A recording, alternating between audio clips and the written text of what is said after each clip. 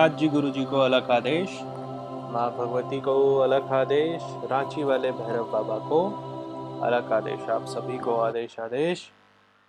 जैसा मैंने आप लोगों को कहा था कि यक्षिणी साधना में जितनी तरह की यक्षिणियाँ होती हैं सबका साधना मैं एक एक करके आपको बताऊंगा। तो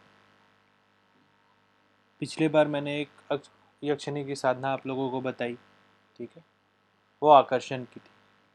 अब ये दूसरी यक्षिणी है जिसकी साधना मैं आपको बताऊंगा। विभ्रमा यक्षिणी का नाम है। विभ्रमा अगर आप संस्कृत शब्द है, अगर आप इसको इंग्लिश में समझें तो बड़ा एरोटिक सा एक इसका मतलब आता है कि जिसमें एक सेक्स अपील हो, उसको विभ्रमा कहते हैं। तो बहुत लोग बहुत तरह के आकर्षण मंत्र का प्रयोग करते हैं, बहुत तरह के मोहिनी का प्रयोग करते हैं, जग को पूरे विश्व को आकर्षित करने के लिए कुछ मंत्र करते हैं। तो विभ्रमा एकमात्र ऐसा मंत्र है कि अगर आप इसको कर लो तो कम से कम जो अपोजिट सेक्स है वो आपसे हमेशा आकर्षित रहता है। देखिए, किसी ने मुझसे पूछा कि आप ऐसे तांत्रिक साधनाएं दे रहे हैं तो कुछ लोग इसका गलत गलत उपयोग भी कर सकते हैं। मैं आपको एक बात बताता हूँ, तंत्र इतनी आसान चीज़ नहीं है, मतलब इतना आसान खेल नहीं कि कोई भी कर ले। और जो जितना खतरनाक तांत्रिक मतलब जो फायदा होता है उतना ही खतरनाक होता है उसको करने का क्रिया। ठीक है, आपको अगर लग जाए कि वाह, आज तो रुद्रनाथ जी ने दे दिया एक ऐसा साधना कि अब हर एक महिला और हर एक स्त्री मेरे पे मरती रहेगी, तो भाई साहब अभी रुक जाओ। जब ऐसी साधनाएं आती हैं तो इनके साथ बहुत सारे क्या कहते हैं, दूध भूत भी आते हैं। ठीक है, कोई भी साधना इतना सिंपल नहीं होता। और यक्षिणी जो है, यक्षिणी बड़ी मूडियल होती है। देखो, मैंने अपने जीवन में पहली यक्षिणी को तब देखा जब मैं जानता भी नहीं था कि यक्षिणी क्या होती है। ठीक है, परम पूज्य गुरुदेव ने मुझे बताया कि पिछले जन्म का था, तुम फिर से साध लो। उसके बाद उन्होंने पूरा व्याख्यान बताया कि यक्षिणी का क्या क्या लक्षण है, क्या क्या होगा जब आएगी, नहीं आएगी, कैसे रखना होगा, क्या करना होगा। मैंने साष्टांग दंडवत कर लिया गुरु जी को। मैंने बोला मेरी यक्षिणी है, इसको आप रख लो। फिर गुरु जी का आशीर्वाद हुआ, उन्होंने किसी चीज़ में उसको बिठा के मुझे दे दिया। तो जब यक्षिणी को मैंने पहली बार देखा था तो मेरे घर का स्ट्रक्चर, मैं बैठ के किताब पढ़ रहा था और मेरे घर का पूरा स्ट्रक्चर बदल गया। और वो खिड़की की ओर से आई और दुल्हन के वेश में थी, और इतनी अद्भुत सुंदर कि वैसे अद्भुत स्त्री मैंने तो आज तक इस पृथ्वी पर, चर पृथ्वी पर नहीं देखा है। तो लेकिन मुझे छोड़ करके उस समय किसी को कुछ नहीं दिख रहा था। ऐसा लग रहा था कि समय स्थिर हो गया है और उसके जाने के बाद फिर सब कुछ नॉर्मल हो गया। तो ये होती यक्षिणी। पिछले जन्म में शायद किसी तंत्र साधना में मैंने एक यक्षिणी रखी थी। देख लो, जीवन जीवन का साथ रहता है यक्षिणी का। दूसरा बात ये कि यक्षिणी आपके जीवन में, अगर इस तरह की यक्षिणी को आप रखोगे तो आपके जीवन में किसी भी महिला का प्रवेश निषेध रहेगा। ठीक है, वो खुद इतना डिमांडिंग होती है कि आपको इधर उधर दिमाग नहीं लगाने देगी। चलिए तब आते हैं इस यक्षिणी की साधना में।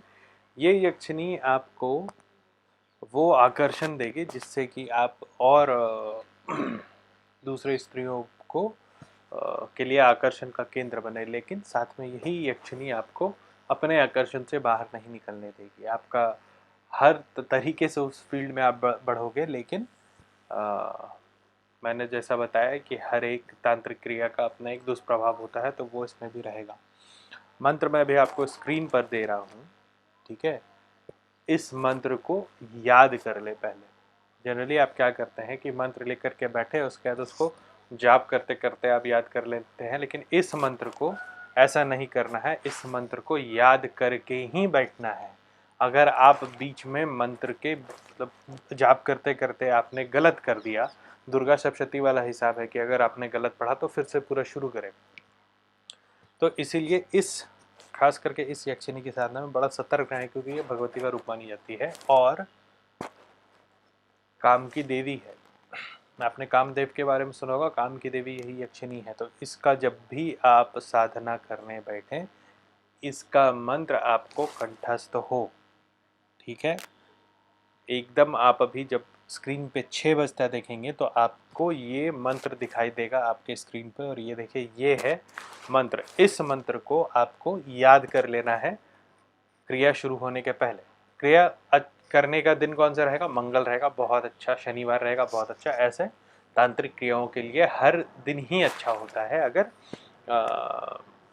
कोई बहुत विशेष प्रयोजन का मतलब होता है किसी भगवती का दिन हो, किसी महादेव का दिन हो, भैरव का दिन हो, अगर ऐसा कोई दिन ना हो तो हर रोज ही तांत्रिक क्रिया करने के लिए अच्छा होता है। तो इस मंत्र को आपने याद कर लिया। दूसरा काम आपको क्या करना है? आपको शाम में जाना है, सूर्यास्त के समय। जी, सूर्यास्त का पहले नहीं, बाद नहीं, सूर्यास्त का समय होगा उस समय जाइएगा श्मशान। वहाँ से आप मिट्टी उठा कर ले आइएगा, ठीक है। अगर आप श्मशान में ही क्रिया करने वाले हैं तब भी आपको मिट्टी वहाँ की चाहिए।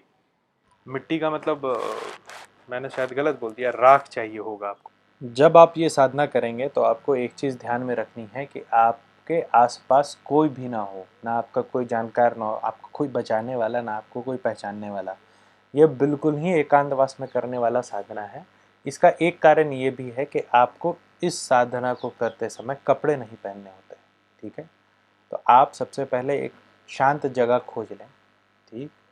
वहाँ पर टुवर्ड्स नॉर्थ, मतलब जिस तरफ कैलाश पर्वत है, सूर्यास्त के बाद जनरली कोई भी पूजा कैलाश पर्वत की तरफ होता है, तो नॉर्थ की तरफ मुख करके बैठ जाए बिना आसन के।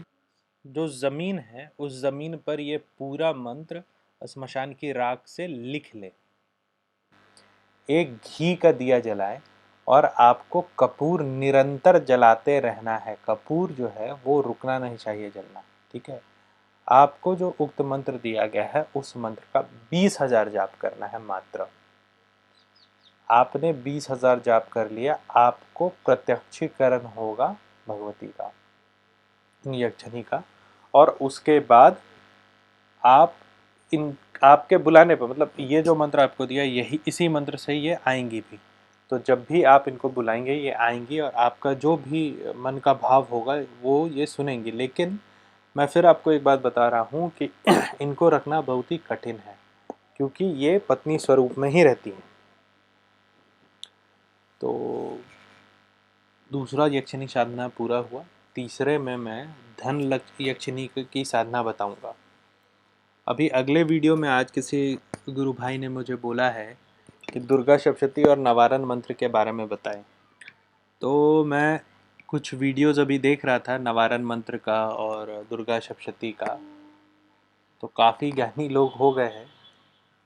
तो मैं कुछ छोटी छोटी बातें, कुछ स्तोत्र कैसे पढ़ते हैं, क्या शब्दावली होगी स्तोत्रों की, क्या क्रम होगा जब हम दुर्गा सप्तशती पढ़ेंगे। क्योंकि देखो, अब मैंने टारगेट किया है अपने गुरु भाई के कहने पे कि मैं आने वाले नवरात्र, मतलब अभी जो नवरात्र आता है गुप्त के बाद वाला, जो अप्रैल में के आसपास पड़ेगा, मार्च अप्रैल में, उससे पहले आप लोगों को दुर्गा सप्तशती का पूरा विषय समझा दूंगा।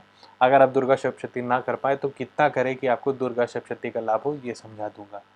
आज के लिए आप सभी को आदेश। आप लोगों को अगर पैरानॉर्मल या सुपरनैचुरल के विषय में और जानना है तो मेरी एक किताब है, हैंडबुक फॉर पैरानॉर्मल इन्वेस्टिगेटर, वो आप खरीद कर पढ़ें। अमेज़ॉन पे मिलता है, फ्लिपकार्ट पे मिलता है, मतलब जितना भी ऑनलाइन पोर्टल्स है सब जगह मिल जाएगा आपको। मुझसे आप बात करना चाहते हैं तो आस्क मी फॉर ऐप है, गूगल प्ले स्टोर पे, एप्पल पे भी है। उसमें आप उसको डाउनलोड करके इंस्टॉल करें, रुद्रनाथ सर्च करें, आपको मेरा नाम मिलेगा, आप वहाँ से मुझसे डायरेक्ट बात कर सकते हैं। एक आखिरी बात, आप कृपया मेरे YouTube चैनल को सब्सक्राइब करें और मेरे वीडियोस को देखें। अभी के लिए आप सभी को अलग आदेश।